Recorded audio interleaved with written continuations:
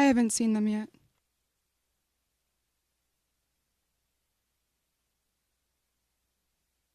Is that better? No, I haven't seen them.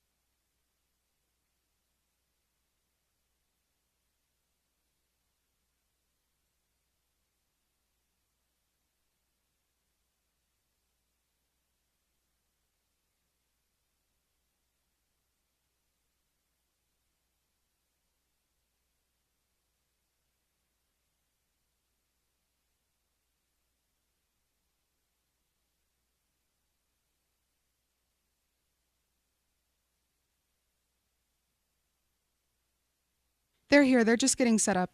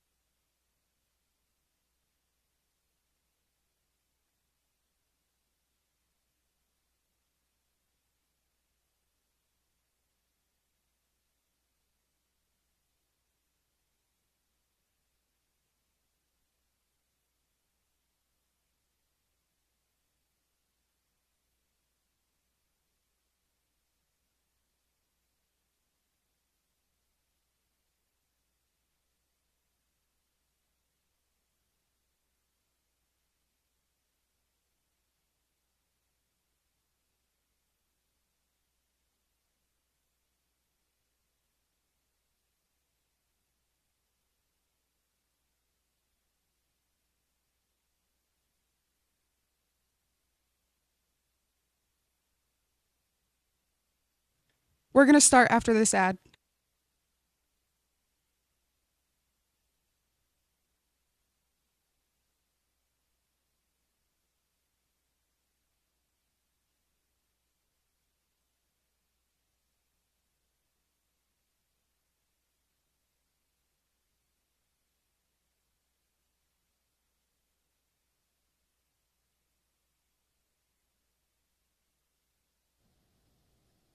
Good morning, Utah Golf Radio, coming to you live today from the beautiful downtown studios of ESPN 700. We are in the mothership on this cold Saturday morning in, well, almost December, Thanksgiving weekend. Coming to you in partnership with Utah's leading golf organizations, the Utah Golf Association, the Utah Section PGA, Fairways Media, the Utah Golf Foundation, the Utah Golf Course Superintendents Association, the Utah Junior Golf Association, and First Tee Utah. I am Paul Pugmire, your host and president of First Tee Utah.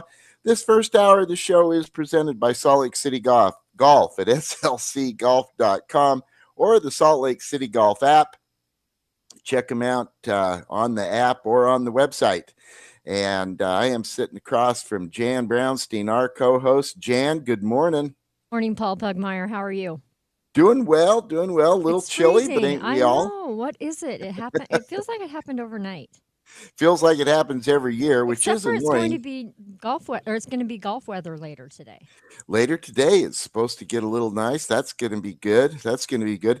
Jan, Salt Lake City Golf has something coming up this next week. Their annual gift card sale. Pretty cool stuff. Yes, So I love the sale. You love the sale. I do. I love it. Every year I use the sale. Here's the deal.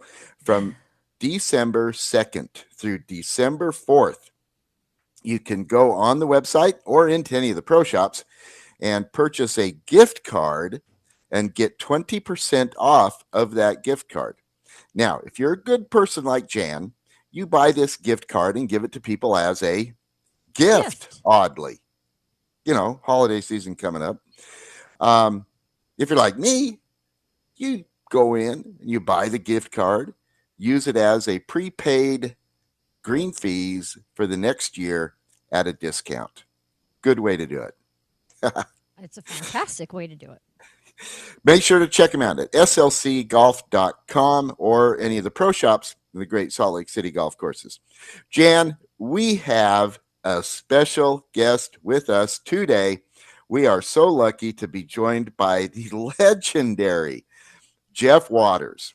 Jeff, good morning. Welcome to the show. Give Jeff just 1 second. Oh, okay.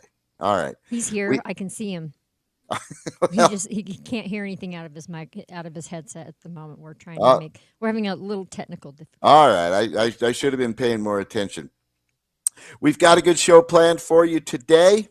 We will be talking with Kurt Craigthorpe about the how our U-Pots did on the top 125. Zach Blair, of course, we'll talk about this a couple times in the show. Zach Blair finished number 126. Ouch. Amazing. I know. Isn't this the second year this has happened to him?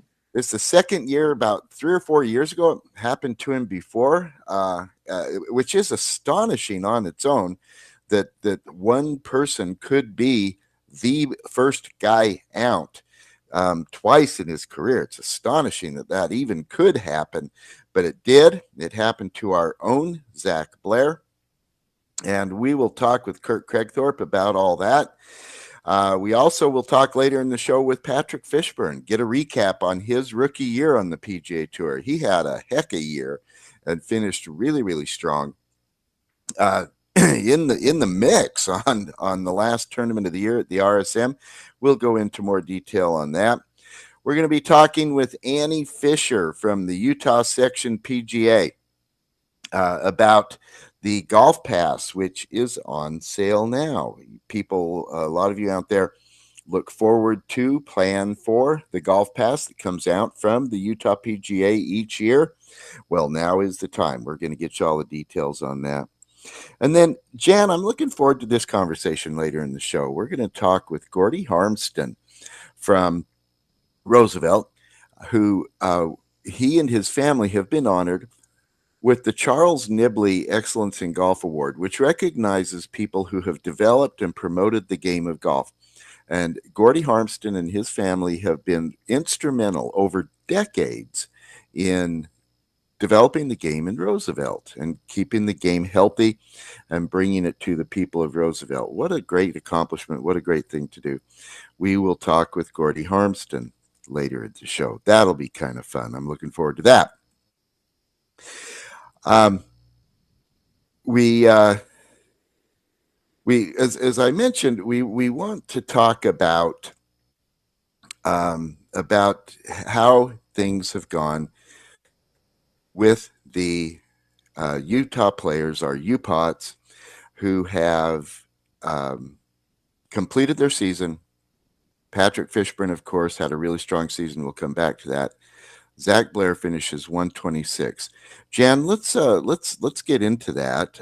Let's do ourselves a little U-Pot update, a little earlier than normal, but let's go ahead and do it. All right. Tell us what happened here in the last tournament of the year. Yes, the RSM Classic. So Zach Blair, he unfortunately missed the cut. As you mentioned, he finished 126 for the season. So that means he does earn full Korn Ferry status and conditional status on the tour next season. Is that correct? Yeah, so 126 means that he doesn't get full status on the PGA Tour. That only goes to the top 125.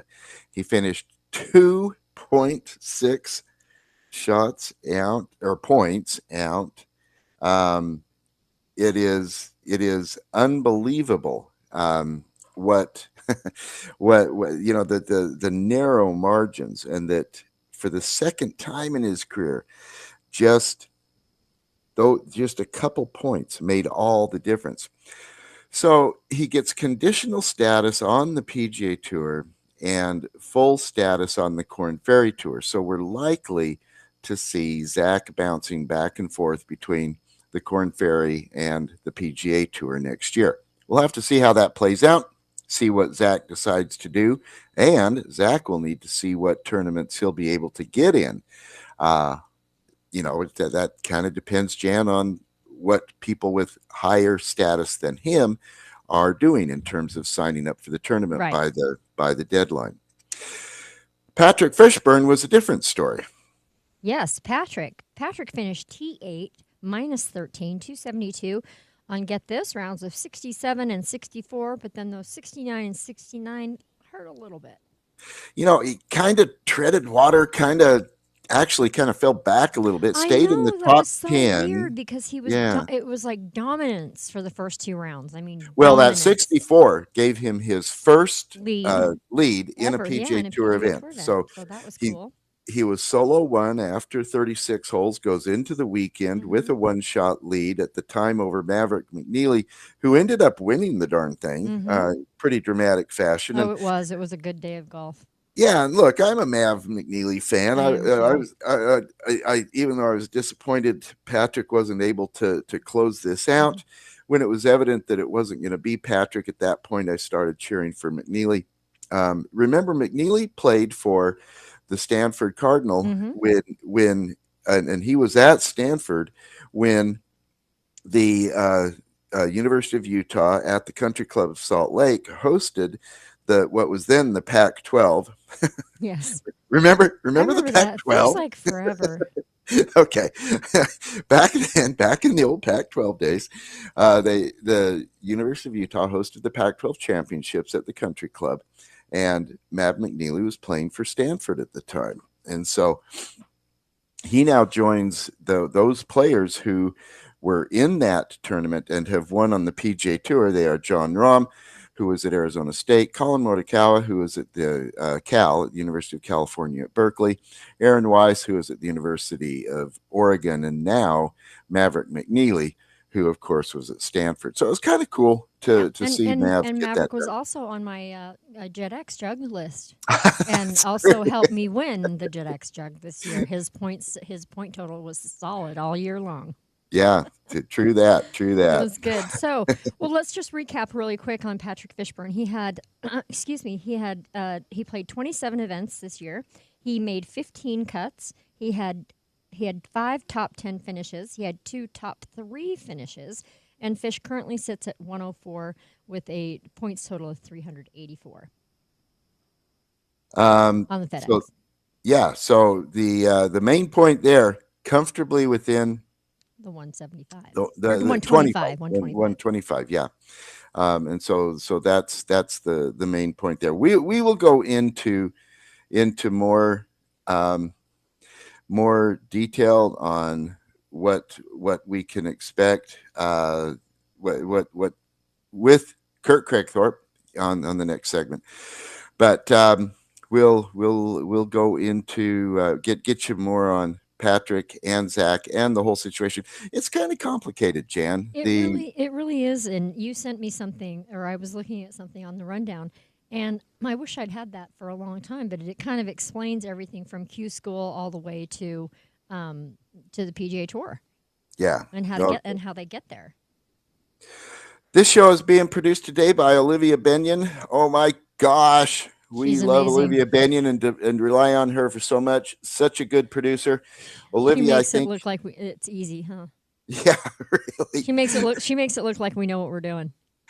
And okay, anybody who knows me knows that it is Olivia. It is Olivia. So, I think we've got the tech issues with Jeff Waters fixed now. Jeff, good morning. Welcome to the show. Thank you, Paul. It's good to be here. I'm sorry.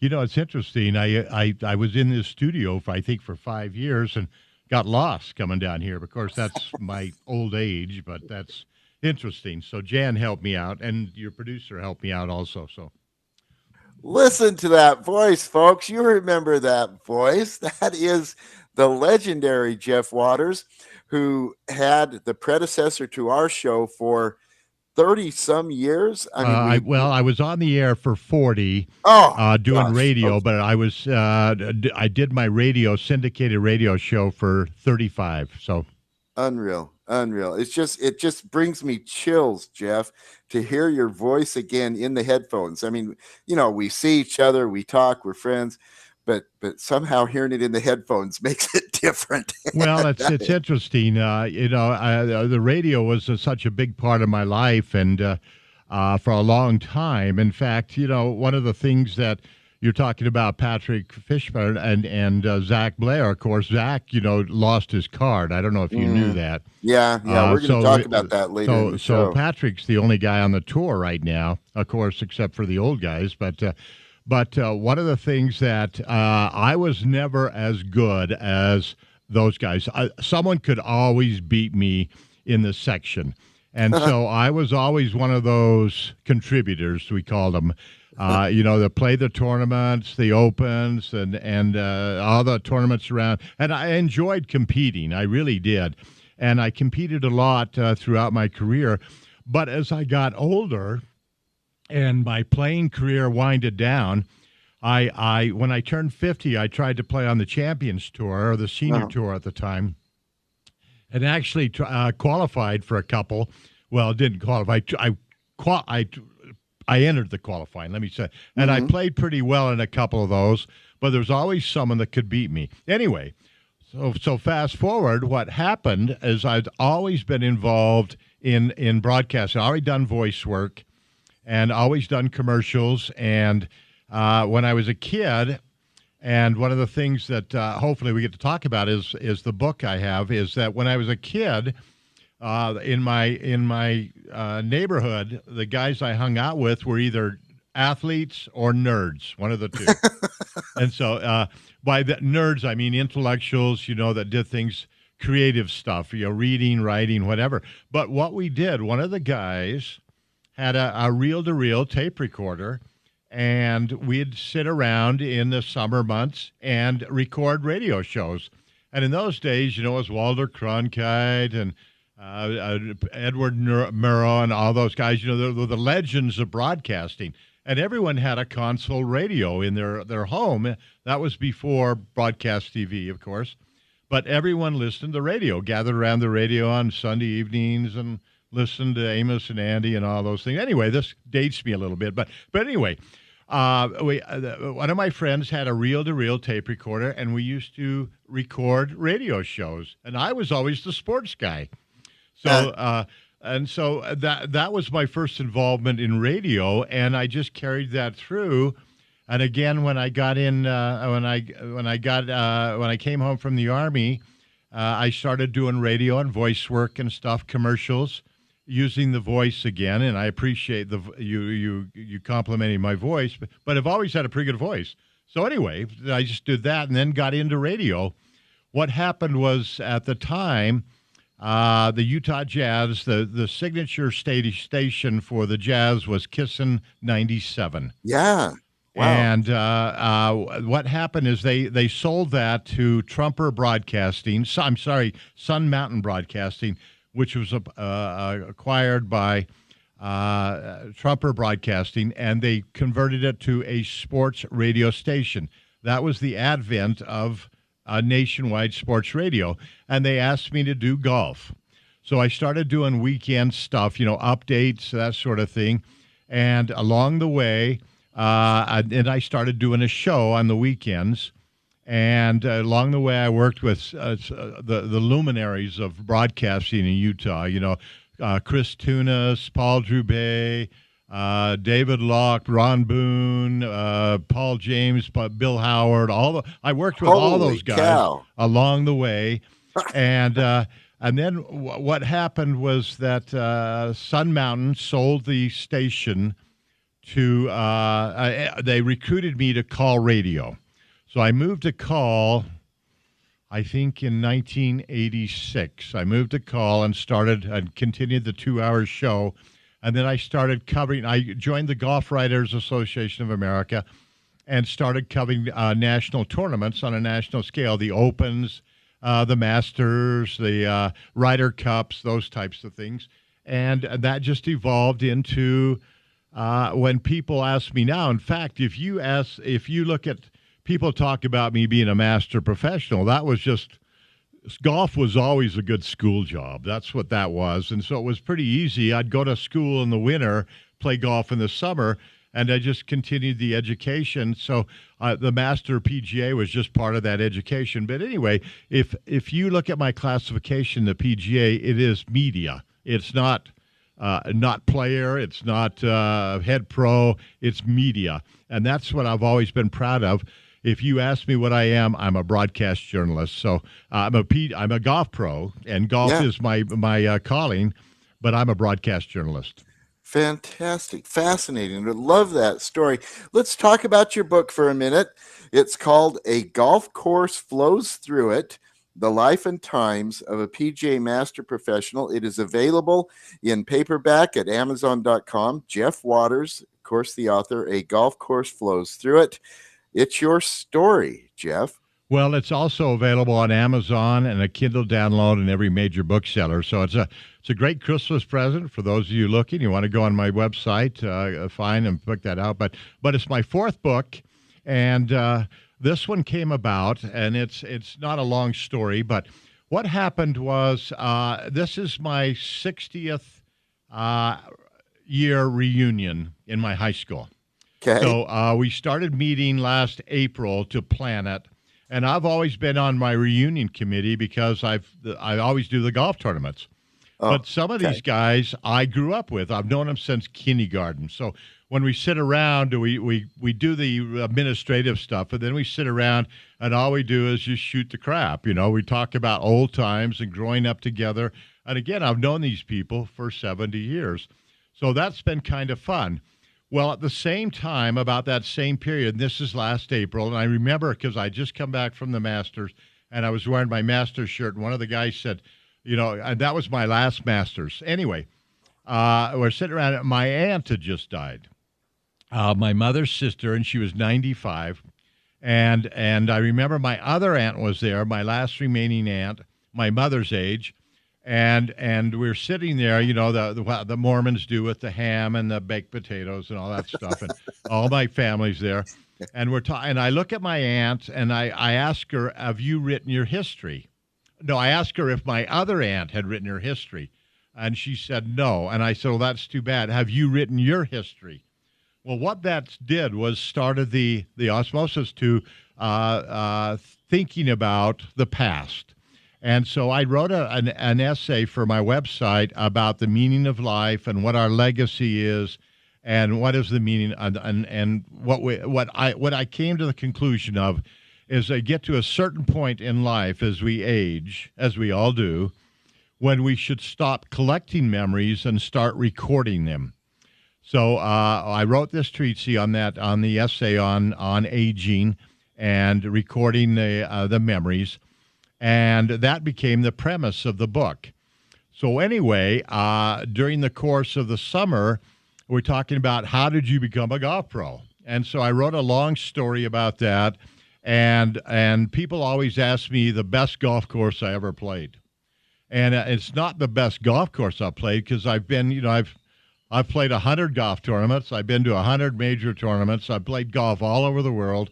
So it's not the best golf course I ever played. It's the best golf course I never got to play. So that was a whole other story.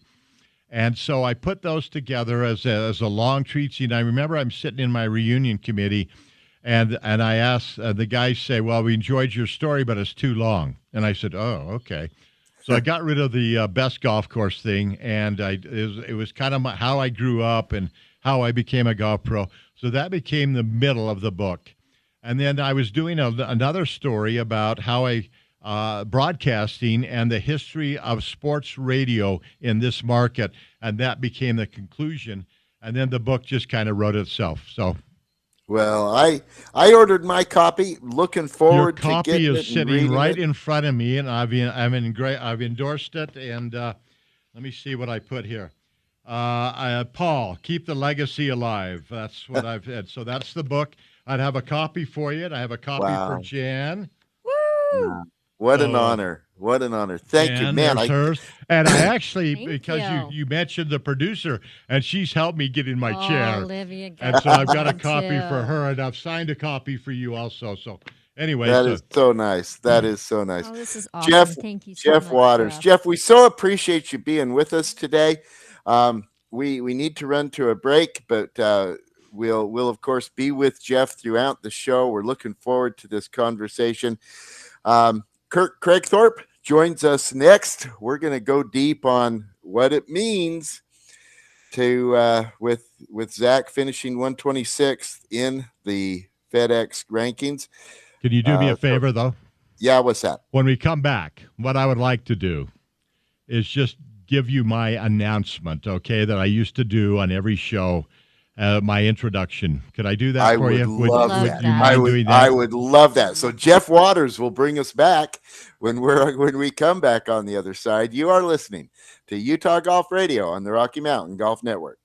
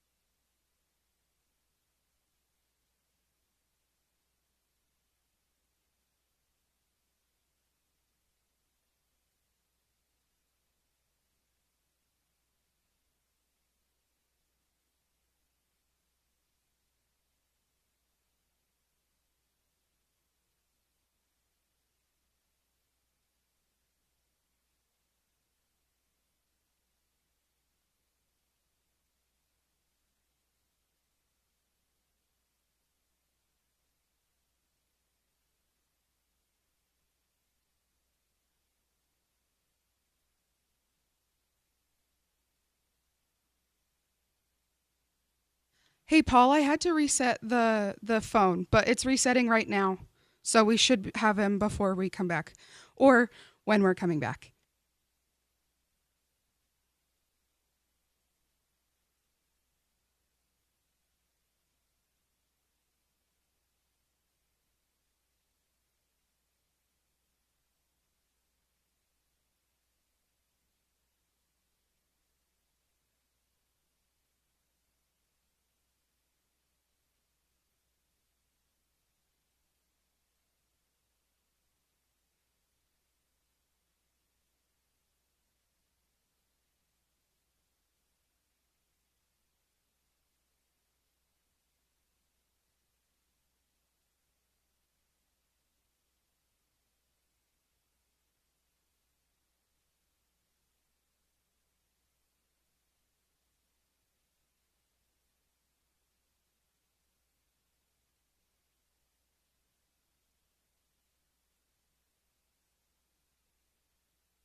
Hey, Paul, I have Kurt.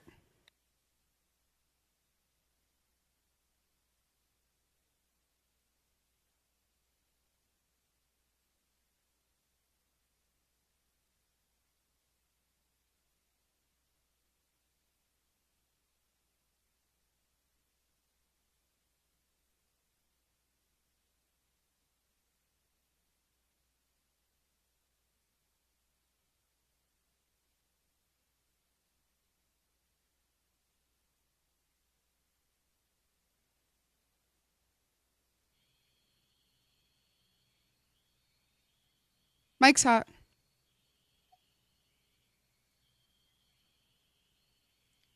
And welcome back to Utah Golf Radio, the only golf show in this market that brings you live, up-to-date coverage of all the major golf tournaments, the Masters, the U.S. Open, and the British Open. And now, here's your host of Utah Golf Radio on the Rocky Mountain Golf Network, Paul Pugmire.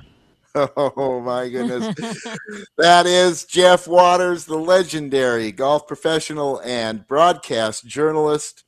What a sterling career. What an honor to have him with us today. Thank you so much for that introduction, Jeff.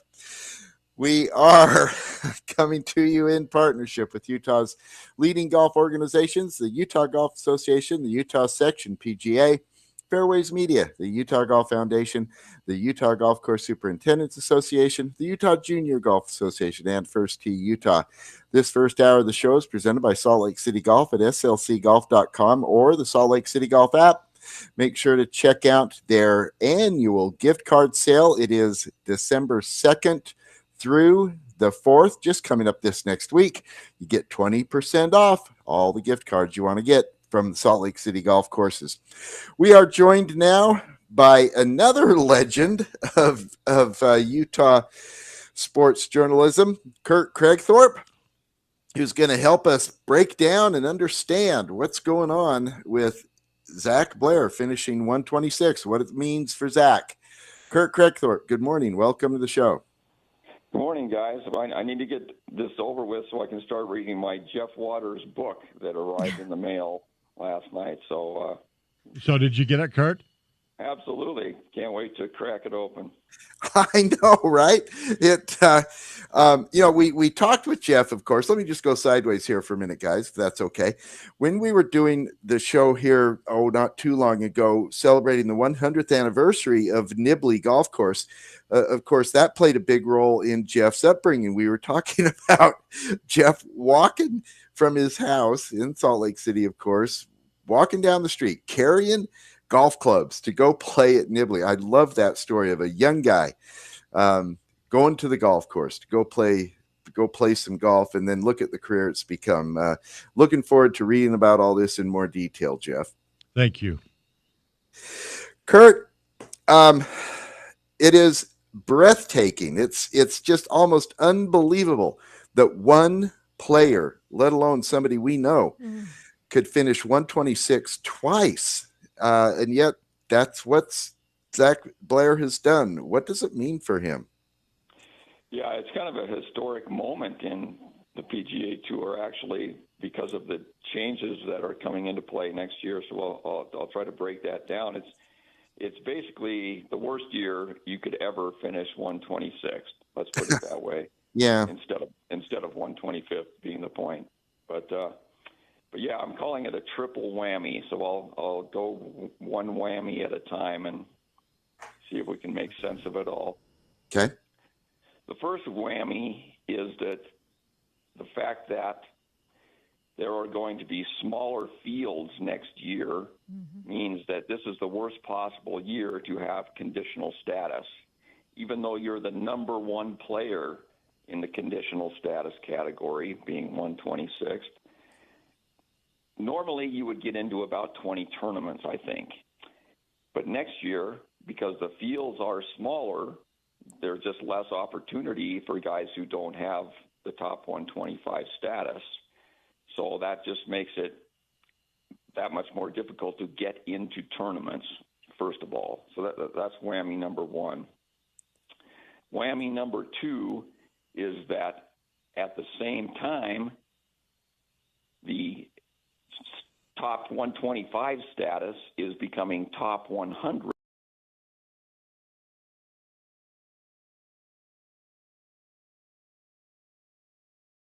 From a conditional position, it's going to be almost impossible to get into the top 100 with that status. So, again, if Zach goes that route and just tries to play everything he can possibly get into on the PGA Tour, he'll have to play so well just to get into the top 100. I think we can look at the example of Patrick Fishburne this year, who we would all agree had a fabulous year, just to finish in the top 90, basically, maybe low 80s, 85, something like that, and that's with pretty good access as a Korn Ferry graduate. So to get into the top 100 as a conditional player, it would just take something phenomenal. Whammy number 3. Suppose Zach decides to just go the Korn Ferry Tour route. Well, this year in 2025, there's only going to be 20 cards awarded to Korn Ferry graduates instead of 30. So while that was a good alternative for him in 2018, and he won a tournament and got back onto the PGA Tour, if he chose to play a full Korn Ferry schedule instead of pursuing the little limited opportunities on the PGA Tour, he'd have to play really, really well to be one of those top 20. So it's all this crazy convergence of the PGA Tour changes that make it historically unfavorable to be number 126 this year. Man, that is a whole bunch. That's a whole bunch of whammies. Yeah, it is. Yeah, and let's talk about what it was that was the difference between finishing 125 and 126. And as we texted a little bit about this earlier in the week, I think that you made the right observation, Kurt. This really can be traced to one hole. Yeah, I mean, it's like anything else in golf and life. I mean, the road not taken or something like that. But yeah, but yeah, I mean, so many things played into it, and what was fascinating to me watching that tournament unfold in Georgia last week is that you don't play in a vacuum. What the other guys do around you has as much effect on your life as other people, and you can't play defense in golf. Now, start with the premise that if Zach had made the cut in that tournament, he probably would have kept his card. Right. So and he only missed by one shot, and they actually showed him a lot on Friday, barely missing these putts, and he had the classic Zach Blair look of disbelief every time, and right. Justifiably so. I mean, it's like the unspoken phrase was, "How did that not go in?" So there's no place in Zach's brain where he ever could or would or will miss a putt. Which is why he's where he is. Yes, yeah, exactly. Mentality. Yeah, exactly. Whereas the rest of us are thinking, how are we going to possibly make this 4-footer? But Don't three putt. Yeah, exactly. But he actually ended up with a much better chance than I thought. I actually thought that just making the cut wouldn't be good enough, that the way the math would work, he'd probably have to get a fair amount of points by finishing like 35th or something. But as it turns out, he still could have got in by missing the cut. And that's where it also gets frustrating. But I promise I will answer your original question in a minute. But no, go. But it's just amazing if Joel Damon doesn't make the 6-footer on Friday to make the cut and make the 5-footer on Sunday on its last stroke of the season, Zach finishes ahead of him. And now some of my friends got mad at me for being happy for Joel Damon at the expense of Zach, but people who watch the Netflix Full Swing series have become fans of his, and I know he made some fans at Black Desert that I wrote about in Fairway. So I was happy for him, only asterisk being that it was at the expense of a guy that Utah golf fans know and care about. So that was unfortunate. But yeah, I even, to answer your point about the one hole that I pointed out, I mean, he had that unfortunate 9 on number 9 at Black Desert on Sunday a month and a half ago. And I mean, at the time, you never would have believed that would make the difference. But let's just say he pars that par 5 and moves up 4 strokes.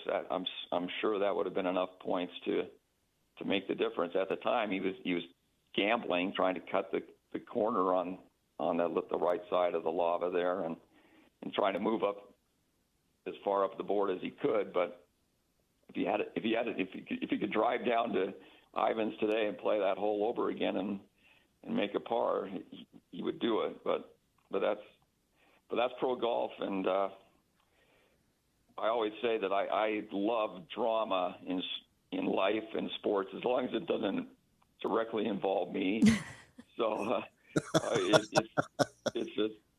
it's heartbreaking to see it happen to people you know, but that's also what we love about pro golf, is that it is so fragile that there are no, basically speaking, guaranteed contracts, and you have to earn what you get every single year. And so here's Zach at 34 at kind of a crossroads, and it'll be interesting to see how it plays out for him. I mean, he's a lot different person, I think, than he was in 2018 when he was kind of in this same situation. He's built the tree farm now. He has 3 children now. He has a great life, and so it'll be interesting to see how he responds to this in terms of which way he'll pursue his playing opportunities and what will come of it. Kurt, Jeff Waters here. There's been some talk about LIV and the European or the DPT Tour merging and the influx of money into that tour. Could it be like, NBA players moving overseas and that? Do you think Zach might pursue something overseas? That's not inconceivable. And there's a couple other variables in play here. One is that if by some chance a PGA Tour player in the top 125 was to go to live between now and the end of this calendar year, he would move up. So that's Didn't think about that. That's an asterisk, yeah. But I don't know what the chances of that are. I tried to kind of look at the list of players and see is anybody who might jump. Well, Sergio Garcia's looking for a new player. He relegated, was it David Puig, one of the guys on his team. Hey, that is a really interesting point. That could make all the difference, couldn't it? Yeah. So I mean, there again, like I keep coming back to the idea that stuff happens around you that can hurt or help you, and then you have really no control over. But that's definitely one variable that's in play for the next 30 days. Jeff brings up a really interesting point about the DP World Tour, the current version of the European Tour. Kurt, is it plausible? Granted, as you mentioned, Zach's got 3 kids now, so life's much more complicated, but is the DP World Tour an option? Yeah, I'm not sure exactly how access to that works. So I this is the one case where I won't pretend that I know what I'm talking about, as I normally do. But the other thing that plays into this discussion is that going forward there will be 10 cards to the PGA Tour from the DP World Tour, and that's the reason there are going to be fewer Gordon Ferry Tour graduates. They took it from Oh, yeah. Yeah, that actually bit Patrick Fishburne at the first of this now last year, at the first of his career, where he kept getting bumped but getting into tournaments because of the European players. Man, well, okay, I think you add all this up, and it is something to keep your eyes on. It's drama. I don't think this is quite done, Kurt. What's your take there? Yeah, no, I think you're right. I think you brought up a good point about the fact that these live captains need to bolster their teams. So we'll keep a close eye on that. No kidding, right? All right. Well, thank you for joining us, Kurt. Interesting stuff, and man, there are just so many variables. So many variables. And absolutely gobsmacked that it could happen to the same person twice How like does this happen? And Kurt, your whammy number 2 is the first thing I thought of. Is he's going to have to play out of his mind every tournament. There's no room for error at all if he wants to make a play. Yeah. Yeah, top Or he 100 could is just go build golf courses like his old man. So Yeah, and look, that's a good point, Jeff. And Mm-hmm. Kurt, you referred to the tree Tree farm. farm. Look, the tree farm that Zach has built outside of Aiken, South Carolina, it is a masterpiece. I've had the privilege of playing it. It is unbelievable how good it is. Zach has a career Yes. waiting for him in golf course development and I think golf course architecture. I think we're going to see Zach Blair signature courses in the future. But But a win would be we're, good. we're not, yeah, we're not quite ready to let him go from being No, a no, Utah. no. Not yet. So anyway, all right. Well, Kurt, thank you so much for joining us. This is good stuff. I think the bottom line here, everybody, is keep watching. I don't think this is done. Is that fair to say, Kurt? Yeah, good, excellent point. Thanks a lot, you guys, and congratulations on the book, Jeff. Can't wait to start reading it. thanks, Kurt. Absolutely. All right. That is Kurt Craigthorpe, Fairways Magazine, formerly, of course, the Salt Lake Tribune. And Jan, Jeff, we Let have me spent just jump in there. yeah. Kurt was a regular guest on my radio show for 25 years. So Kurt and I go back a long, long ways. So he has always been insightful. He's always been knowledgeable, and probably doesn't get the credit he deserves in Utah golf. You know, that's a good point, Jeff. And I appreciate you mentioning it. Yeah. Sometimes, and I love the way you said in Utah golf.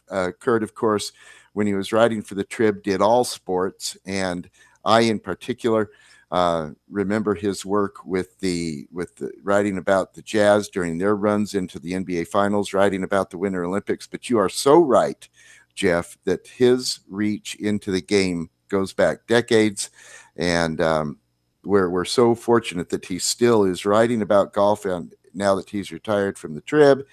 And we're so grateful to Kurt Craigthorpe for joining us here on this show this morning. All right, we got to take a break. When we come back on the other side, we're going to talk with Annie Fisher from the Utah PGA. The Golf Pass is out. You're going to want to get it. You are listening to Utah Golf Radio on the Rocky Mountain Golf Network.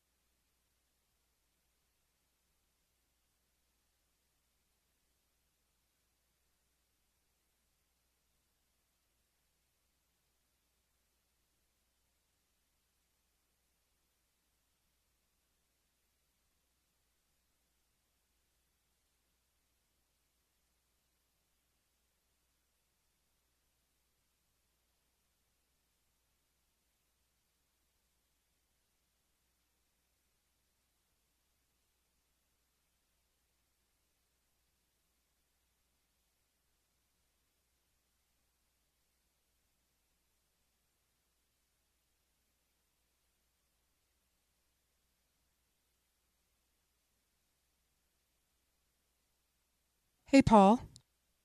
I just want to let you know that Jeff had to go to the bathroom, so they have to walk all the way over. So I don't know when they'll be back.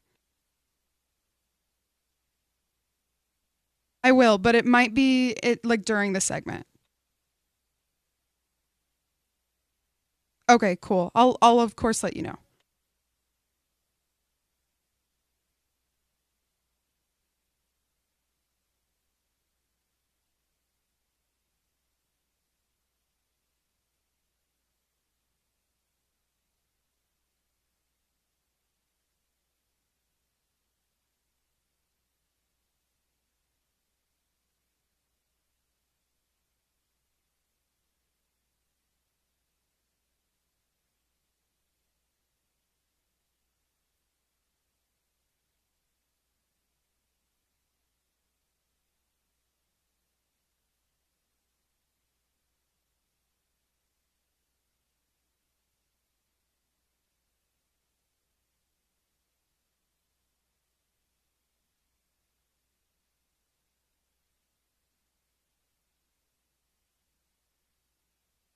Hey, Paul, I have Annie.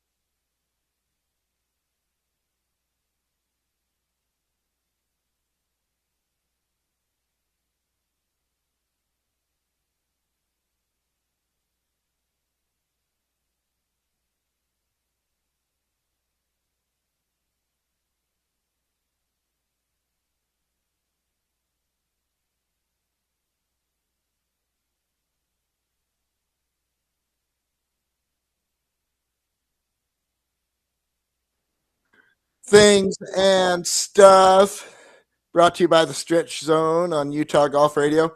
Folks, go in and check out the Stretch Zone. You probably need some after Thanksgiving. StretchZone.com. You can arrange your free introductory assisted stretch. You'll feel better, move better, you'll play better golf. StretchZone.com. We are joined now by Annie Fisher of the Utah Section PGA.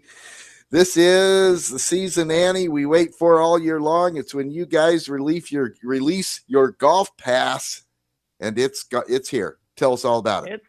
It's here. Sales are live. We're so excited. We got a fun new feature as part of the golf pass, so we're excited to have the time to share that with you all this morning. Thanks for giving us the time. I will announce to you all, if you haven't seen it online, our golf pass is now, we have the option of buying it as an app, which people have asked for years, and it is now available. It's been online and online web-based version, but we now have an app, which is nice and slick and easy. We're still offering the traditional booklet, which people love, the traditional hold-in-your-hand golf pass, and that's available as well. But we've got some fun new things available for those that want to just carry on their phone, and it's here. So you've got 3 versions. You've got the paper, web, no longer and have the app? website version, just the app and the traditional. The website was something that we were trying out, and now that we were able to get the app, the website is down. It's available on the app, but it's still the same features, still the same offers in there. So and it's really way easier to use than the website. For all us grumpy old get off my lawn types, you've still got paper too. We still have that paper that you can hold in your hand and watch the guy check it off at the counter. Check off your checkbox. That's still there for you, which is great. I know there's a lot of people that love that, so we'll keep producing that for people. So I think everybody knows about the Golf Pass. You've been doing it for so many years. Here's what it comes down to, guys. It's golf at a discount. How in the world is that not great? But tell us about some of the highlights in the Golf Pass this year, Annie. Well, some of the feature courses, you can go play Soldier Hollow Golf Course. Buy one, you get a free round of golf, and all you have to do is purchase a cart rate, which is only $16. So you're going to play Soldier Hollow for $16. Sunbrook is another highlight facility. Same thing. You get a free round of golf with the purchase of a golf cart. Only $20. You're playing Sunbrook for $20 cart rental. We added the tee box, which is a new fun highlight for us. The tee box is, right now, snow on the ground at some places. You can go play indoors. They've got a little promotion, 30 for 30, which is first 30 days for $30, which is a huge discount to go play at those indoor facilities. Really fun. So that's in the Golf Pass for you. Let's see, another fun one, Glenmore Golf Club. Man, you can go get a free golf cart. You pay your 18-hole green fee and you get a free cart. That's a huge savings over there.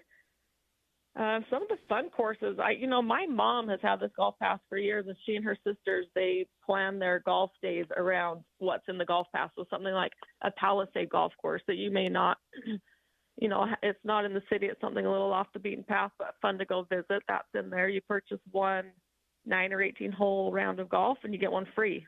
Like that kind of adds to the adventure of going to visit some of these fun courses out in Utah. So that's some of those off the beaten trackers are on there, which is really fun. Buy one, get one. That BOGO. yeah. There's a Yeah, few BOGO. BOGOs in There's there. a lot of BOGO A in few- there. I love it. There's a few BOGOs, and then just discounts on And your you're green right, fees, Annie. so a We lot of we good- plan, the girls golfing group, we plan around the PGA book. If there's a discount, we absolutely utilize it. Yeah, and there are a lot of the golf courses that have specific days that it's available. So if you do some planning, and you can save, I did some calculations one time. You can save $2,000 in a golf season easy if you Yep. plan right and set up. And then, your, and then it scares you realizing, oh my gosh, I spend almost $2,000 a year in golf. Well, You can, yeah. but you can save with this golf. Oh, I pass. know. It's incredible. So it's $75 through this month. So January 1st, it will jump up to $85. It's $75 right now. But I have to tell you that 100% of the proceeds, literally 100% of the proceeds, go to fund junior golf programs in Utah. Oh, that's great. So People probably don't know that. It's a give back from the Utah Section PGA, as well as our facilities. They realize, that the youth are the future of golf, and so in order for us to be able to host some of the programs that we do, they are able to put these offers in there, and then for every dollar that we make from this golf pass, it goes to different programs that we run. Annie, is the golf pass available digitally as well? Still? You can get the app online, so you can purchase all of this online right now at utahpga.com. The physical pass is still not off the print yet. We Okay. wish it was, but you should be able to get those by the end of the week next week. They'll be at all You Went to Golf stores, some different golf courses. That's listed online at utahpga.com where you can buy them. You can order the pass right now on utahpga.com. You can purchase the traditional book or the digital, app online for $75 at utahpga.com. You can make that purchase now. And then once we have the golf passes, they'll be shipped out, which we're estimating by next Tuesday or Wednesday, they'll be shipped out. And this is something that can be pointed to someone else. You can give it as a gift this Christmas season, right? Absolutely. We try and keep it at that price point that's a gift price, $75 around Christmas time so that you can purchase it for someone else. It's a great gift. Cool. Annie, we so appreciate you guys doing this each year. It's a lot of work, folks, to put this together, and the section takes it on and makes it happen. And I want to emphasize and thank you, Annie, for the point you made a moment ago, that the proceeds from this go to support the kids. It supports the really great junior programs that the Utah Section PGA runs for the kids. It includes their junior programs include elite competition for the majors, for the top kids, but more importantly, even, it includes opportunities for kids and parents to play together, for kids who are young, for kids who aren't elite players, to get the fun of playing together in groups, playing together in tournaments. What the Utah section does for the kids in Utah is just so good. And this is a way for you to support it, folks, and play some golf at a discount. How do you beat that? Win-win-win. Yeah.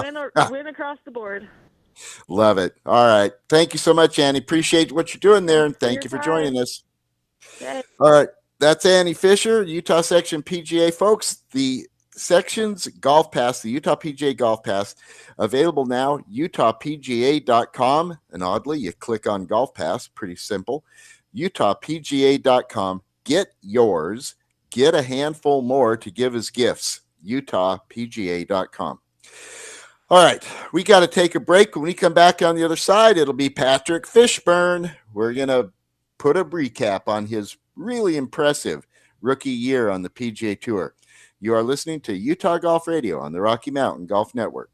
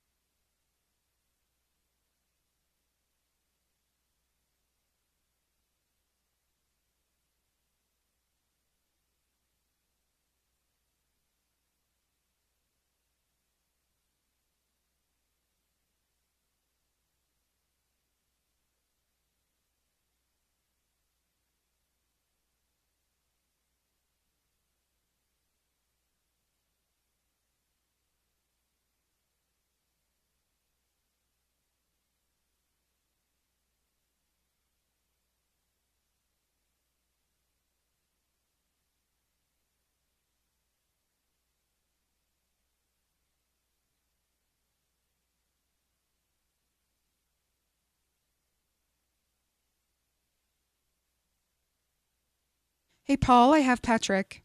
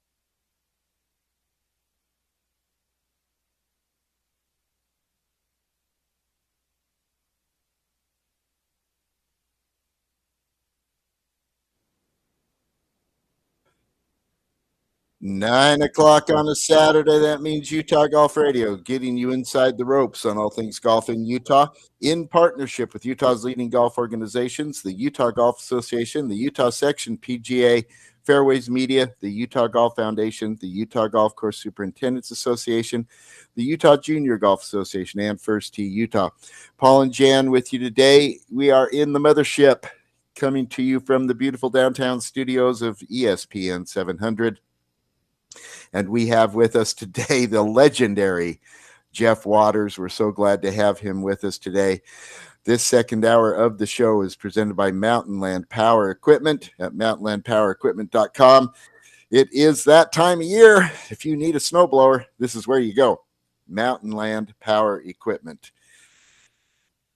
Holy cow, it has been a great year for Patrick Fishburne. Jeff, we've been watching this kid grow up. Junior golf, high school golf, Brigham Young University, Canadian Tour, Korn Ferry Tour, now the PGA Tour. It's been quite a ride, has it not, Jeff? Well, he's very good, is what he is, and of course the play out there. And again, I have to back that up. I played golf professionally for however, I don't know, my whole life basically, and competitively, and people have no clue how good those guys are and how hard it is to succeed on the PGA Tour. It is the most demanding sport, the most challenging game that was ever devised by man, and to play at that level is an incredible. It's just. I'm just in awe of how good those guys are. They are visiting from Krypton, and we have one of the Kryptonites? No, the Kryptonians. Kryptonian would be good. I'm sure he's going to love this. It's Patrick Fishburne. Patrick, good morning. Welcome to the show. Hey, good morning. Thanks for having me on. We're so happy you're here, Patrick. Save us. We're so glad you've joined us here on Earth, Patrick, so that we can watch golf played Can Paul go in your spaceship later? Oh yeah, absolutely. Patrick, what an impressive rookie year on the PGA Tour. Holy cow. And I love the way you cap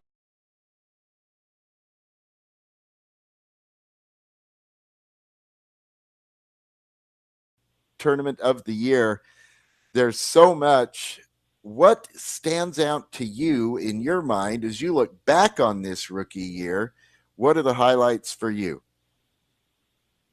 Yeah, it was a lot of fun. I still, it's playing on the PGA Tour is the only thing I've ever wanted to do, and so I was very lucky to, get out there, make it out there, and It's cool to be out there. You look around and you kind of pinch yourself because you're where I've watched a lot of these tournaments growing up, and I see the names on the billboards and on the scoreboards, and some of these holes that I've watched on TV, and then I'm out there playing them and competing with guys that I've paid attention to, watched, played against in college, grew up with, and it's just there's been so many good breaks, good people that in my life that have helped me get to the PGA Tour, and I'm just extremely grateful that I was out there and I had so much fun. I lived up to every dream that I could have imagined.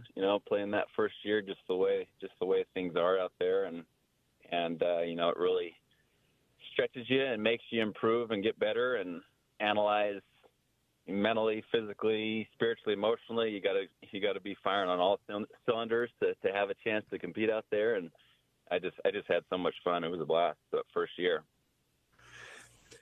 What is there one particular tournament that you look at and I'm looking for a turning point.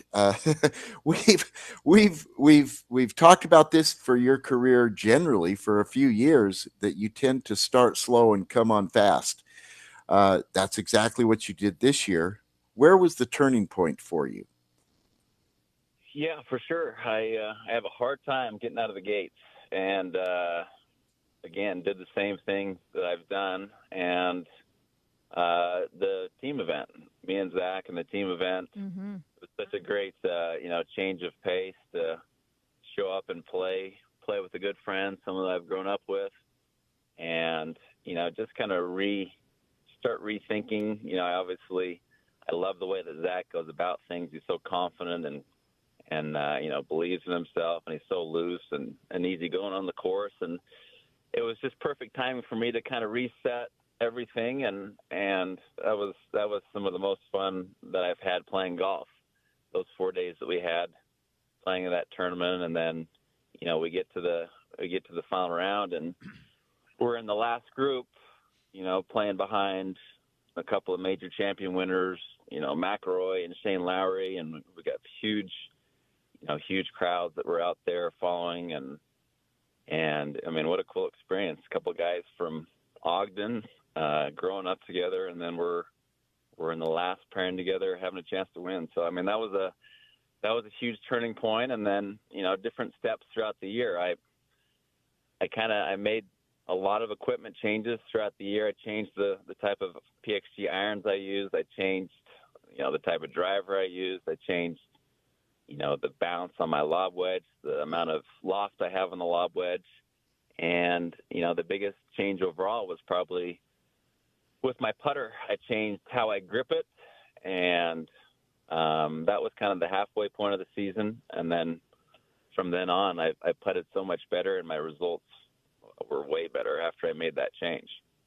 Let's talk about that change. You put your hands and your arms on the putter like nobody else really. You're kind of in a group of one there, and it is effective. He's invented it. Yeah. Tell us about this and how you came to hold the putter and stroke it like you do. It's kind of like a cross-handed version of Happy Gilmore with kind of a split grip.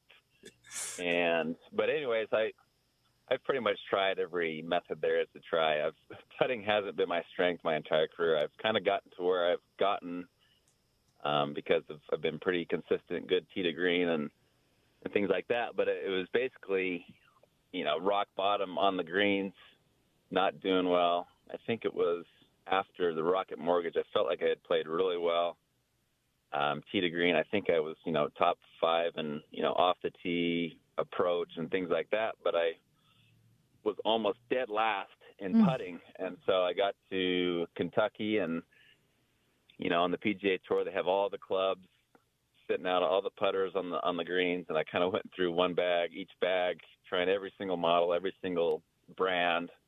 And then I kind of hooked on with the Odyssey guy, and he took me on the truck. We kind of did a custom fitting with the putter and kind of got that dialed in. But I switched to the way that I grip it, because if I grip it regular, I always want to arm lock because of some of my tendencies. But if I grip it regular, my shoulders get way open, my forearms get way open. And when that happens, the club goes outside and I pull it to the left. And it's just not a good path. And so if I grip it the way that I do, it squares up everything kind of naturally. And then all I have to worry about is, start line and speed and things like that, because it's everything square, everything where it needs to be. And so that's kind of how I came to that conclusion. And then a little side note is Harry Hall, he's kind of funny. I play some practice rounds with him, and he'll say, I'm the best in the world at aim point. And I say, yes, that's great, Harry, but it'd be nice if you would hit a putt within 5 minutes. We're waiting for you all day to hit a putt. But no, anyway, he kind of showed me how he does aim point, and I don't use my feet to do the aim point, but I use the aim point system, and I use my eyes, to kind of break up the putt as if I was doing aim point. And that was kind of a change as well, just learning how to read the greens a little bit better, and just trying to constantly learn out there. You got to be learning and paying attention and trying to get better. That is really interesting. The question I've had about this, with what you're doing, you've taken your fingertips largely out of the putting stroke. And for a lot of players, the speed control is in the fingertips, but your speed control is spot on. How is it that you're doing that? How are you getting the speed with the arm lock split grip putter grip you're using? It's just like you said, the way that I grip the club and arm lock, it does kind of take away a lot of the hands, a lot of the things that maybe can be inconsistent. So it does force you to use your bigger muscles. But it's usually the drills I do Monday through Wednesday and throughout the week are pretty much the things that train that make it possible for me to have good speed. And I just have a consistent process that I do Monday through Wednesday that kind of gets everything dialed in, because and then next year I feel like I started the week, I putt well, pretty good, Thursday through Sunday, but the greens actually changed quite a bit. Thursday through Saturday, sorry. The greens kind of changed quite a bit on Sunday, and so next year, I kind of need to evaluate and do some things that'll help me, get better with the speed on Sunday. But just some certain drills and things that I do to kind of train those aspects of putting. What is the speed drill that you do? I think I think Spieth might have. I mean, there's so many drills. You look at a putting green, and there's guys with so many contraptions and so many. I mean, it's crazy when you get on a putting green. I remember Hideki in Sony Open. He had probably 6 training aids and all these. I mean, he had 10 guys that were standing around. It was crazy. But I just do one that you've seen a lot, where I put an alignment stick about 2.5 feet behind the hole, and then I do 6 paces, 18 feet, and then 2 more paces, 24 feet, and then 2 more, 30 feet, and I have to hit 3, basically 3 putts from the 18-foot, get it to the hole, in the hole, or past the hole, but short of the alignment stick. Got to get 3 in a row to get to the next level, 3 in a row, back to 30 feet, and then I do another box where I kind of do more of a box, 2 feet by 2 feet box around the hole, take it back to 36, 42, 48 feet, and I got to get it in this circle, same thing, doing 9 putts. But the key is to do. I go through my routine on every single putt. I don't just hit them, but it's proper practice that way, going through the routine, trying to duplicate what it would be like on the course if I was hitting this putt. I like that last part especially. So what you're talking about is a version of a traditional ladder drill, but you're adding into this your pre-shot routine on each one of the putts. Yeah. I think learning how to practice has been so important for my development. I feel like I've just gone out there and beat balls, just hit a bunch of putts around the green, just hit it without much meaning or without much thought. But I got so much better when I started, basically every shot on the range, kind of going through the routine, cleaning the grooves after each shot, just picturing a shot in my head when I'm trying to do it. It makes it so you don't have to practice as long, and you get so much more out of practicing if you're actually trying to mimic what you're doing, what you do on the course. That is really interesting. When you add it all up on the year, you finished with a positive strokes gained putting number, positive by a little less than a tenth of a stroke, but positive nonetheless. And so, really, job well done, Patrick, to get that number in the black for the year. Let's talk about a couple of your other statistics. My favorite, of course, it jumps off the page. You led the PGA Tour in greens in regulation with 74.21%. Well done. Thank you. Hitting greens matters, man. You hit 935 greens out of 1,260 holes played. And folks, hey, if you don't know this number, hitting 74% of your greens is a boat ton. That's a lot of birdie looks. That's a lot of holes that you are in the hole. And now, what I want to know from you, Patrick, is you talked about changing your irons mid-year. Okay, that's cool. But do you think that your green and regulation performance is based on exquisite iron play, or because you're so strong off the tee that you have, and you ended up number 5 on the PGA Tour in total driving? Do you think it's your driving that sets up better shots into the green? Yeah, it's kind of a combination of both. I always think the most important club in the bag is the driver, because if you can't hit the driver, you really can't play out there. So it's the driver sets everything up, and I was really good off the tee with using the driver or using the mini driver. Still getting, even when I drop down to that mini driver, it still gets it out there far enough where I'm not, losing that much off the tee. It still goes for the wind, but just a combination of keeping the ball in play, and then with the second shots, just playing smart. I kind of have a system that I use to take on second shots and where I pick my targets and where I need to be aiming. I very rarely, maybe once or twice around, and it's usually with a wedge. Am I aiming directly at the flag? And so it's just playing the percentages and playing smart, and making aggressive swings to conservative targets is kind of the key. And just kind of gotten better at that each year, and just kind of learning how my body's reacting, how to be consistent every day, so my hands and my arms are feeling close to the same, because the body pretty much changes every day. So you're just always trying to balance how you feel out there and keep your routine, keep everything the same, so you can try to play consistent. But I was really happy for that stat, and it's a big reason why I was able to have a pretty good year. And you're never going to be too far off if you're hitting a lot of greens. You're going to have a chance to kind of be in the ball game and have a chance to make the cut and go up the leaderboard a little bit. Absolutely. You add it all up. You played in 26 events, made the cut 14 times, had 10 top 25s, and here's the big one, 5 top 10s. It puts you at 104th in the FedEx, 81st in FedEx Fall, and it was good for $1.9 million in prize money. Really well played. What are your goals for 2025?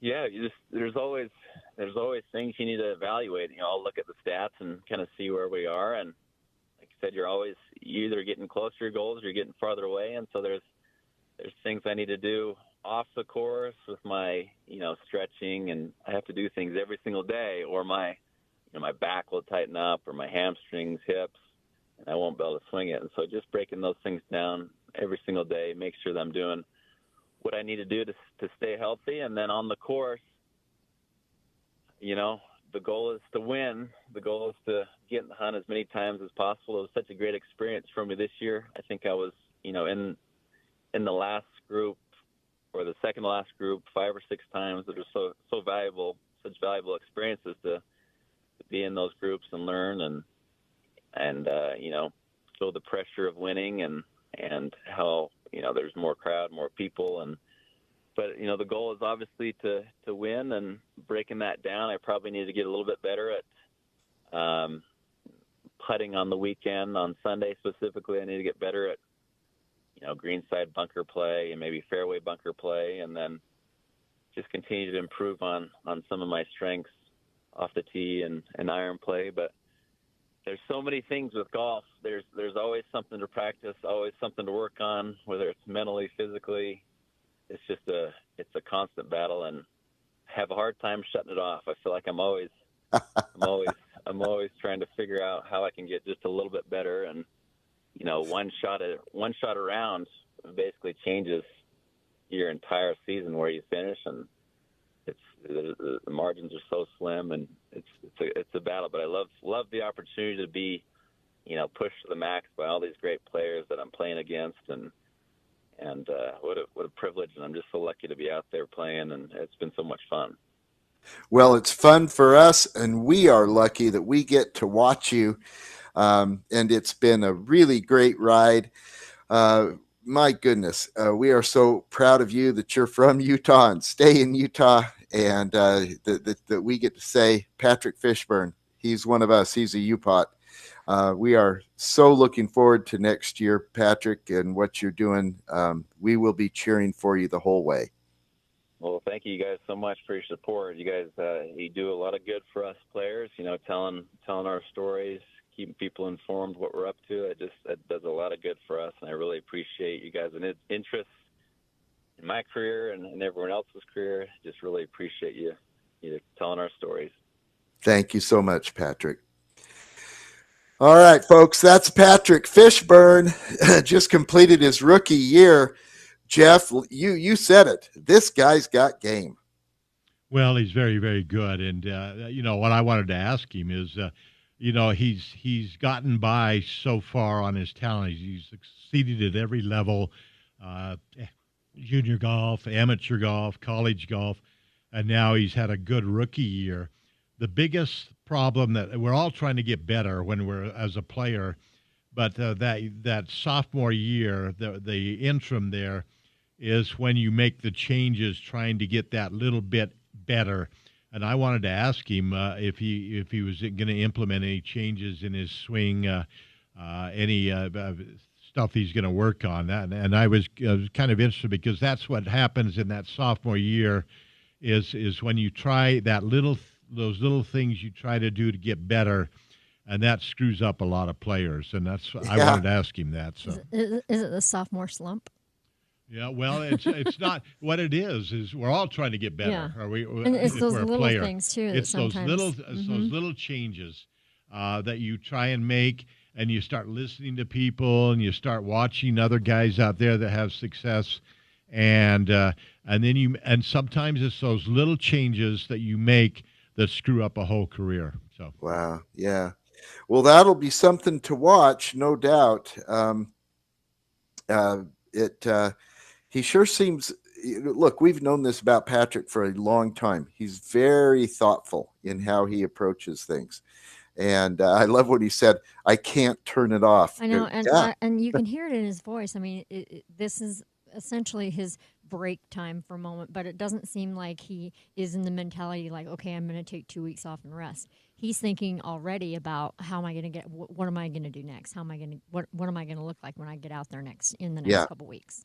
Where do I find that one stroke? And I love the point he made, Jeff, about how one stroke around can make it's not total one stroke. difference. It's a half a stroke or a quarter stroke. Yeah. I remember Jimmy Blair, Zach's dad, telling me we used to work on the range together. And he told me after his first year, his freshman year on tour, and Zach Jimmy had a really good freshman year on tour, succeeded a lot like Patrick had, a good freshman year. And he came to me down at Nibley, and we were working on some stuff. And he said, Jeff, I just want to gain a quarter of a stroke on every round, and that will get me into all the tournaments, or all the that will make me succeed. Just that little tiny increment makes all the difference. Yeah, it really does. All right. That is so well said. Well said. We need to talk about somebody who needs some relief, Jan. Yes.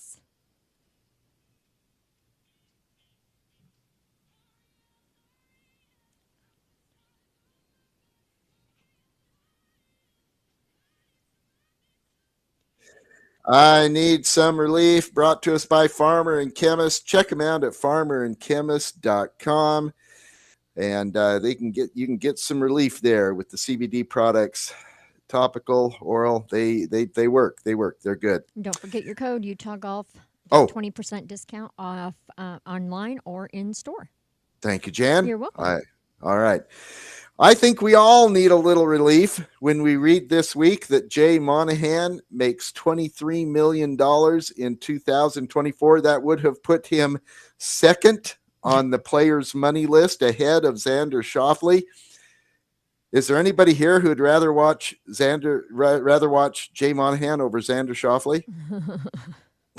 Okay. I think not. So I'm honestly, I'm not sure what to make of this, but it just really got my attention that the commissioner's compensation would have put him second on the money list. You know, the money has got so obscene out there. Oh, for example, yeah. I just did a story on Scotty Scheffler. He is now third on the all-time money list in PGA Tour history, behind only Rory and Tiger. Wow. Just because of the increase in the money and how much he won this year. Yeah, that's a good point, Jeff. And I remember very vividly when Summerhays was playing on the Champions Tour, and a guy by the name of Mike Martinez was a tennis pro here in Salt Lake. They used to call him Coach Mike, and he was a very good tennis player, very good athlete actually. And he picked tennis as a sport after college. He played at the University of Utah football after a great high school career, but he picked tennis. And I remember he was talking to me once. He says Summerhays made something $1.5 million on the Champions Tour, and he had just played a weekend tournament in Palm Springs, and he played doubles, singles, and he made like a couple $100,000. I mean, a couple $1,000. And he looked at me and he said, "Jeff, I picked the wrong sport." So there's so much money in golf now. It's ridiculous. Crazy, Bill. I know. And one thing before we leave this topic, even though I brought it up, I don't like talking about money. I like talking about golf. So there's that. Well, that's how you keep score, though. It's always been that way. I know. Okay. Well, you know, he's the boss of everything. So I need some relief. I'm going to Farmer and Chemist. there you go. You need some yummy gummies, my friend. Yeah, really, right? Jan, how good do I look in my Primo stuff this morning? You look just as good as I look in my Primo stuff right now. You look good. Yeah, Yes, that is right. And you know it's the winter sale. So it's BF Black Friday, BF25 for 25% off your purchase at primogolfapparel.com. They've got everything is on sale. Absolutely everything. So if you need to get Christmas gifts and Hanukkah gifts, this is the place to get them. primogolfapparel.com. Can't go wrong. All right. We got to take a break. When we come back on the other side, we're going to talk with Gordy Harmston from Roosevelt and hear all about his things he's been doing to win the Charles Nibley Excellence in Golf Promotion Award. You are listening to Utah Golf Radio on the Rocky Mountain Golf Network.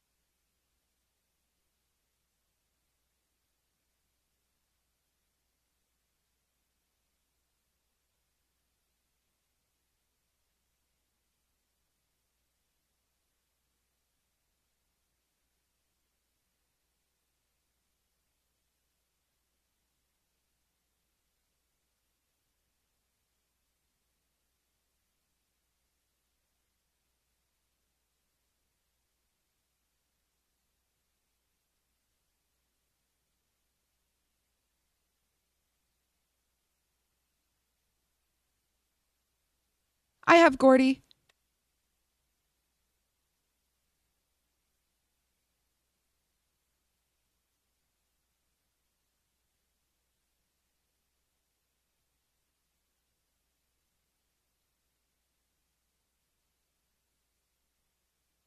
Yeah. Utah Golf Radio coming back at you from the mothership, getting you inside the ropes on all things golf in Utah in partnership with Utah's leading golf organizations, the Utah Golf Association, the Utah Section PGA, Fairways Media, the Utah Golf Foundation, the Utah Golf Course Superintendents Association, the Utah Junior Golf Association, and First Tee Utah.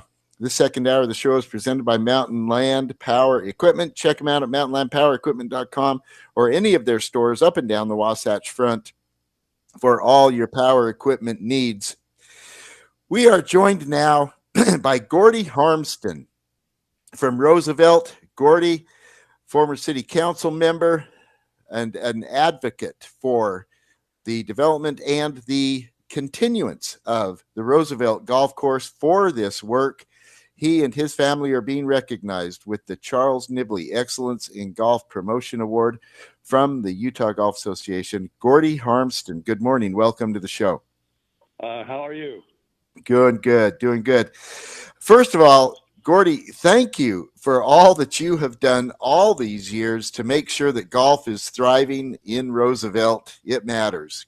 Well done. Thank you. What do you attribute this to, Gordy? Are you an incorrigible golf nerd? Do you look around the community and see what people need? Why have you dedicated such effort to this work? I picked up the bug when I was in the service back in Germany. A bunch of us played at an Air Force golf course, and I got the bug. I came back to Roosevelt. There was no golf course, and I felt like it was time. At the time, my father, who was a big advocate for golf, was the director of natural resources, and they had some monies from the Water, Land, and Conservation Fund, which was a federal program to develop parks, recreation, and golf. And Roosevelt happened to get a grant, and it's also Green River, Mill Site, and Farron, and Palisades were some of them that received some of that money. And with those monies, the city council allowed us to develop a golf course. And it just kind of blossomed from there, and I spent 45 years working on that golf course. What was it like in the beginning days, carving it out, making it happen? Well, in the early days, the first thing that happened is 17 people bought the ground that the original 9 was built on and donated it to the city. So that was the big start, and then they subdivided around it. We had an architect who also did Tri-Cities Golf Course, which is now Fox Hollow. He died during the process, so I kind of had to pick up the ball and make sure that the front 9 was completed. And then the back 9, that's a whole other story. But it was a labor of love, but there was lots of problems there to start with after the architect died. Did the architect have plans in place, or did you have to pick that up and learn how to design a golf course? The plans were in place. It was Okay. actually rough. It was actually roughed in. The golf course itself was roughed in, and we were working on the sprinkling system when he had a heart attack and died under the wing of his plane. Oh my gosh. Okay. Yeah. So then you get it built. That is the front 9. Tell Right. us about adding the back 9. Okay. We started the back 9. The city council allowed a group of us to actually design and build the back 9. There's not many city councils probably in the United States would allow a group of avid golfers to build a golf course, but that's what they did. We had a 100-foot equals an inch topog map, and my son and I laid out the back 9 with the 300-foot tape on the ground, and then we went from there. We got a grant from the Community Impact Fund for $375,000 and a $125,000 loan. So for $500,000, we put the back nine in. Lots of volunteer labor, lots of love. Wow. Yeah. You couldn't buy sprinkler heads for that, right? Well, as I remember, the bid on the sprinkling system, and this was in the 70s, the early 70s. The bid was $180,000 from Turf Equipment in Salt Lake, and they were invaluable in helping us lay out the course because the sprinkler system helped with the design. So it was Wow. it was quite a deal. What about putting the greens in? That is a pretty precise and technical science. Tell us about learning what you need to do. Here's the thing. We had a consultant who was worked for Steve Riggin Company that we bought the seed from, and he helped us a little bit as far as the design. There's two designs. There's the UGA or the professional design, or their sand greens. And we felt like we couldn't go with the UGA specs or the PGA specs, so we used blow sand. So we used blow sand for the greens. So it wasn't quite as technical as many courses were, but the greens turned out quite well. We had everything was eyeballed. We had no grade stakes or anything else, so we would say, I want a mound here, I want a mound there, I want a slope there, and we had a Caterpillar guy and a guy on a grader, and with a four-wheeler and a drag, we shaped the greens and planted them, and we'd have kind of like a barn raising every time we'd seed a green. That is fantastic. What kind of challenges have you faced over the years to keep it going? Well, there's always funding problems. I mean, a small community, it's a big thing to have a golf course, and it takes a lot of funds. So it's a constant struggle as far as funding goes. And then you have your different pros, different green superintendents, different water years. I mean, water is always a problem everywhere in the state of Utah. So it was always a constant battle to keep the irrigation system going and to keep things going. So, and there's been a lot of ups and downs. The course has gone through, different periods where it was in great shape, terrible shape, and right now it's on the way back, which is good. Is the golf course supported by the community? Oh, well, a small city without a golf course, I think, is in a big problem because the golf course supports so many charitable organizations. They fundraise with the golf course constantly. So the high school teams, the medical center out there, the API, which donates to various causes, they have probably 30 charitable tournaments each year. They pay green fees, but they also reap a whole bunch of benefits and make a lot of money. So it's a whole social atmosphere to have a golf course in the community. So I think it's just a great investment. So anyway, that's what I've always preached. And of course, then there's all the houses and the property taxes and stuff that have built up around the course that probably wouldn't be there. Yeah. It makes it a much better life. Yeah, I really appreciate what you said and your use of the word community. In my experience, and I've seen this time and time again, golf courses build community. They are gathering places and they are social interaction places. And they certainly are. And that happens in a small town. It happens in urban environments as well, but especially in a small town. Yes. What does it mean to you to be recognized for this work with the Nibley Award? Well, I think it honors some of the work that not only I did, but that our whole community and our whole committee and everything did. And then it kind of honors my dad too, because Dad was instrumental in getting Wasatch State Park golf course going. He's on the plaque there along with Governor Rampton. My dad and Governor Rampton helped us open the front nine, and they also helped us open the back nine 20 years apart. So it means a lot to me, and I think it means a lot to the people in Roosevelt, even though, they're not named specifically. But there was there was a group of about 10 people who put their heart and soul into that, especially the back nine. Wow, that is really special. Well, Gordy, we so appreciate and admire and respect what you've done. Hats off to you and the entire Roosevelt community, and congratulations on being selected for the Nibley Award. Well, thank you so much. Anyway, we'll persevere. We'll keep supporting golf. That's for sure. Love hearing it. Thank you. Okay. All right. That is Gordy Harmston. Jeff, guys like this matter. Well, yeah, and the award is named for Charles W. Nibley, of course, who was a Scottish immigrant. He was convert to the LDS Church, and he played golf for recreation. Late in life, he took up golf, and of course, had made some money in Utah. He owned the sugar factory here, and he was also a presiding bishop of the LDS Church. But anyway, what he did.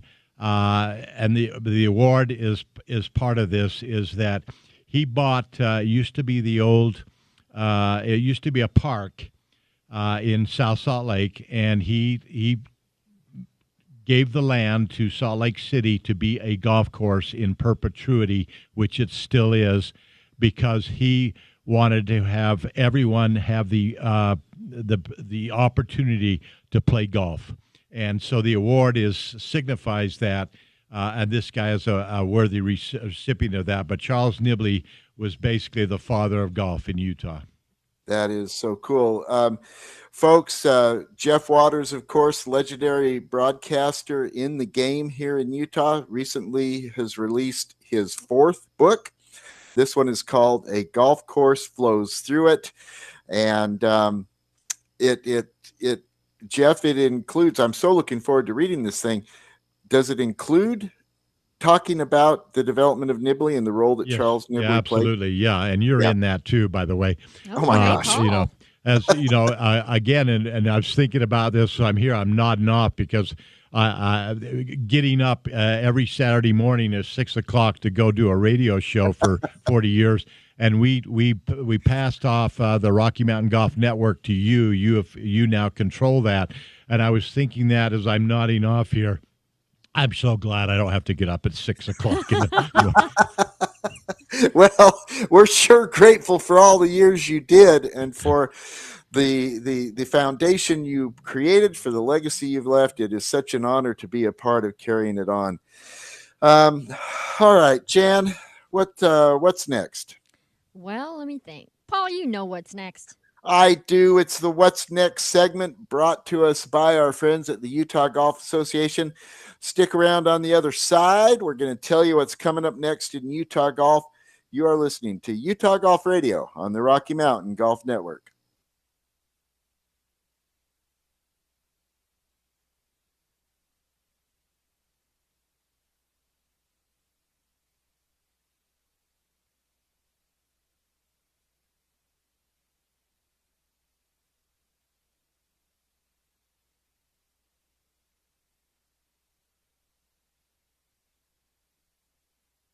We have about 2 minutes for this segment.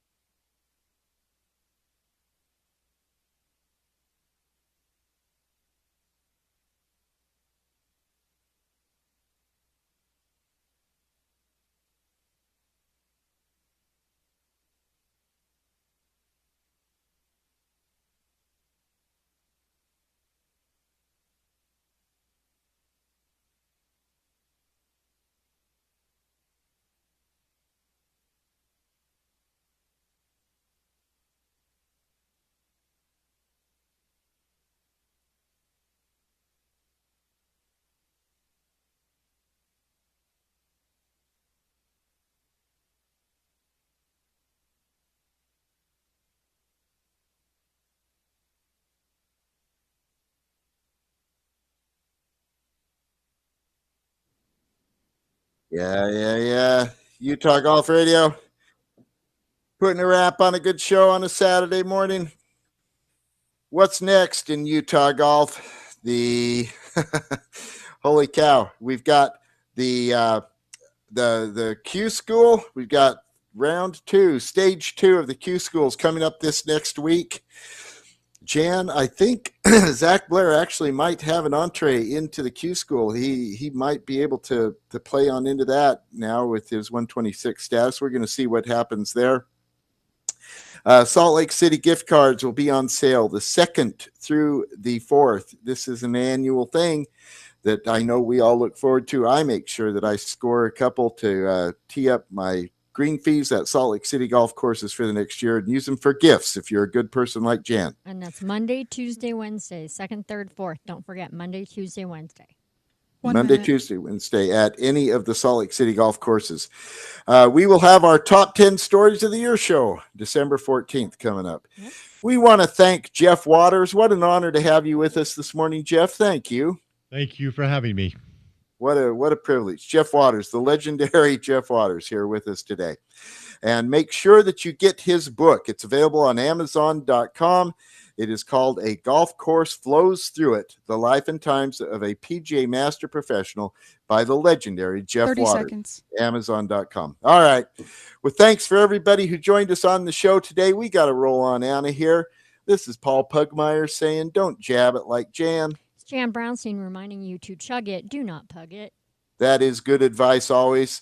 Make sure to replace 10, your divots 9. and fix your ball marks. This is Utah Golf Radio on the Rocky Mountain Golf Network.